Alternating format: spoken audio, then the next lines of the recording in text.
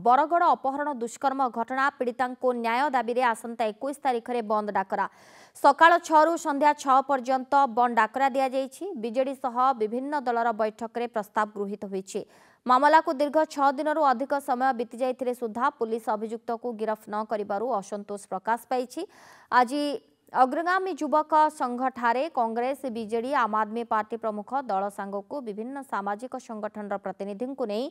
एक सामूहिक बैठक डकाई बंद डाकरार निष्पत्ति निया जायछि। तेबे आसंता मंगलवार दिन सकाळ 6 रु संध्या 6टा पर्यंत केवल जरूरी सेवा जारी रहिबो। बरगड़ धनुजात्रा देखा आसी निखोज युवती जनक कुर्ला जंगल ठारे रक्त जुड़बुड़ अवस्था उद्धार घटना सारा राज्य में चांचल्य सृष्टि करिछि। आसामी वर्तमान पर्यंत गिरफ नहीं पुलिस हाथ खाली अच्छे एवं चिकित्सा आखि दृश्या उन्नति नहीं से लगी आज इ जगह आम सर्वदलीय बैठक गोटे आयोजन करूँ जेन बैठक में बरगढ़ प्रत्येक राजनीतिक दल प्रतिनिधि मैंने आसी पूर्वतन विधायक थे पूर्वतन मंत्री थे एवं आज इ जगह आम निष्पत्ति नेलु जे मंगलवार दिन बरगढ़ 12 घंटा बंद रहा जे आसंता मंगलवार दिन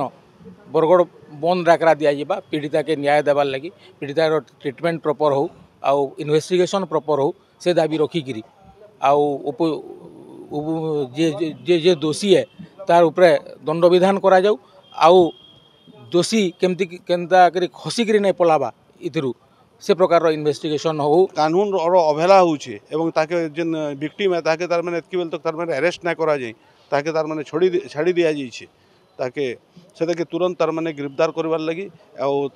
उचित कार्यानुष्ठान करवार लगी आज समस्त गोटे गोटे स्वर समस्ते ठाने कहले एवं अवहेला जनइले जे पुलिस रो माने कार्यानुष्ठान के निंदा करले दोषी जे अच्छे ताके संपूर्ण भाव रे अरेस्ट करी तार दंड विधान देवार लगी आज आसंता मंगलवार दिन बरगढ़ रे सकाळ 6 घंटार संध्या 6 घंटा तक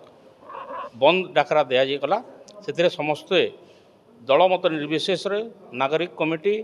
आउ जितकी एनजीओ संगठन अच्छा बरगढ़ छोट रु छोट छात्र होन युवक होन श्रमिक होन कृषक होन समस्त को अनुरोध ये से बंद रे शामिल होन।